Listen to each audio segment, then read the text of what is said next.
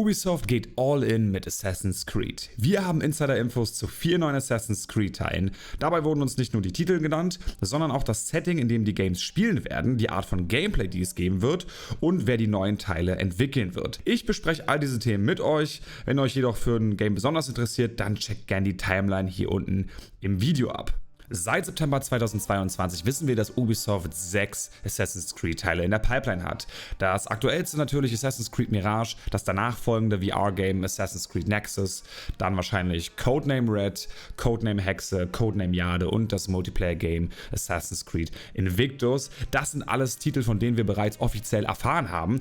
Und nun gibt es 4 weitere Titel, die laut Insider-Informationen in Bearbeitung sind. Das Gaming-Magazin Insider Gaming hat darüber berichtet, dass es 4 weitere Assassin's Creed Teile in Bearbeitung geben soll. Insgesamt also 10 Assassin's Creed Teile, die jetzt in der Entwicklung sind. Holy moly. Und das muss man auch sagen, dieses Magazin hat in der Vergangenheit schon vieles richtig vorhergesagt. Die Quellen von diesem Magazin sind einfach unglaublich gut und dementsprechend kann man hier schon sagen, dass dann Quäntchen Wahrheit drinsteckt. Dennoch ist es ein Leak, es ist nichts Offizielles. Genießt es also mit einer Prise Salz und wenn ihr euch nicht spoilern wollt, dann checkt gerne eins meiner anderen Videos zu Assassin's Creed aus. Aber legen wir los mit den 4 Assassin's Creed Teilen. Den ersten Teil, den wir uns heute anschauen, ist Assassin's Creed Nexus 2. Ja, ihr habt richtig gehört, der erste Teil ist noch nicht mal draußen und sie diskutieren schon über den zweiten Teil, den sie bearbeiten. Und ich denke, das ist auch ein richtiger Weg. Jetzt mit der PlayStation VR 2, die rausgekommen ist, mit den Möglichkeiten, mit den Hardware-Möglichkeiten, die Ubisoft und auch alle anderen Entwickler nun haben, denke ich, wird VR hoffentlich irgendwann immer moderner, immer interessanter für die breite Masse der Gamer. Momentan ist es ja noch immer sehr, sehr teuer, sich so eine VR-Brille zu kaufen. Allerdings denke ich, wird das in der Zukunft nicht so sein und auf VR zu setzen könnte vielleicht eine gute Karte sein.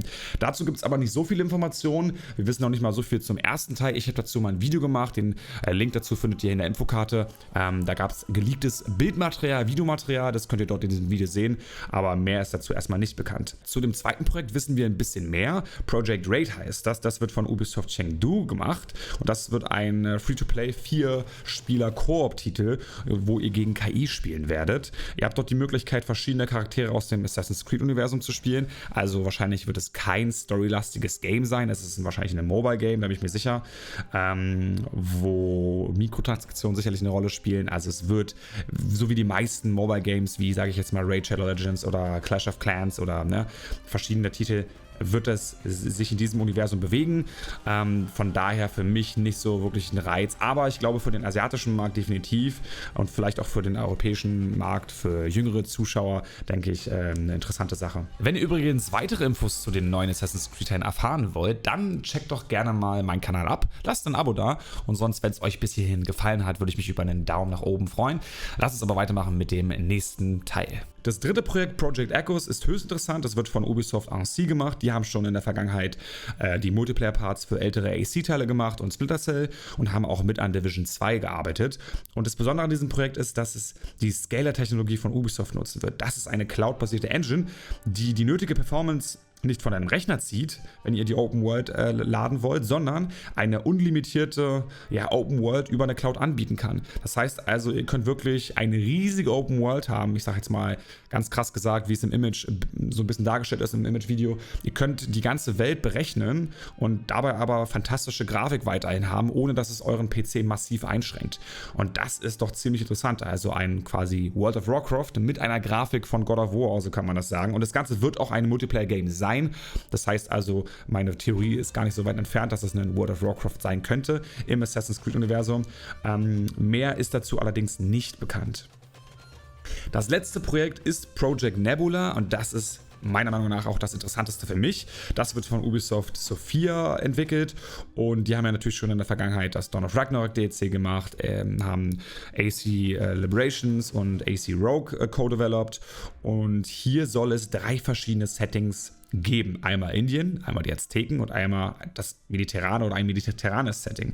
Das heißt also rein vom Faktor her könnte das Ganze zwischen dem 14. und 16. Jahrhundert spielen. In dieser Zeit haben nämlich die Azteken gelebt. Und das könnte auch ein Zusammentreffen mit Ezio bringen, denn das passt halt auch. Ich kann mir gut vorstellen, dass im Grunde es sich um den Gewürzhandel dreht. Indien und Azteken, also Mittelamerika, da war viel Gewürzhandel in der Zeit vorhanden und auch natürlich Goldraub und so weiter. Das ist auch klar, die Conquista von den Spaniern, also die Eroberung der südamerikanischen oder lateinamerikanischen Länder, hat ja auch in der Zeit stattgefunden. Das heißt also, da gibt es viel, viel Material. Wir könnten auch Verbindungen zu Liberations bekommen natürlich, auch Verbindungen zu Freedom Cry natürlich, Verbindungen zu Black Flag aufgrund der Nähe zur Karibik. Das heißt also, da gibt es wirklich viel, auch der Titel Nebula, also Nebel, ungewiss, Aufbruch in die neue Welt, das könnte man damit verbinden. Und da bin ich dementsprechend sehr gespannt. Ich hoffe, es wird ein Story-driven Spiel. Und da haben wir auf jeden Fall eine Menge Spaß. Allerdings ist es nicht alles, denn Ubisoft hat, beziehungsweise in diesem Beitrag wurde darüber berichtet, dass Ubisoft versuchen möchte, jetzt jährlich wieder Assassin's Creed-Teile rauszubringen. Ob das gut sein wird, das werden wir am Ende sehen. Und sie möchten jährlich verschiedene Arten von Assassin's Creed-Teile rausbringen. Das heißt also nicht in 3 Zyklen immer die gleichen Open-World-Games, sondern zum Beispiel in diesem Jahr mal ein Story-Game, im nächsten Jahr ein Multiplayer-Game und im darauffolgenden Jahr dann mal ein VR-Game. Oder wie jetzt dieses Jahr Assassin's Creed Mirage im Sommer und ein VR-Game dann im Herbst. Das ist also eine interessante Möglichkeit vielleicht, um so ein bisschen Frische reinzubringen. Da bin ich sehr gespannt, ob die breite Masse das Ganze so akzeptieren wird, aber ist auf jeden Fall eine interessante Wendung, die wir jetzt hier sehen.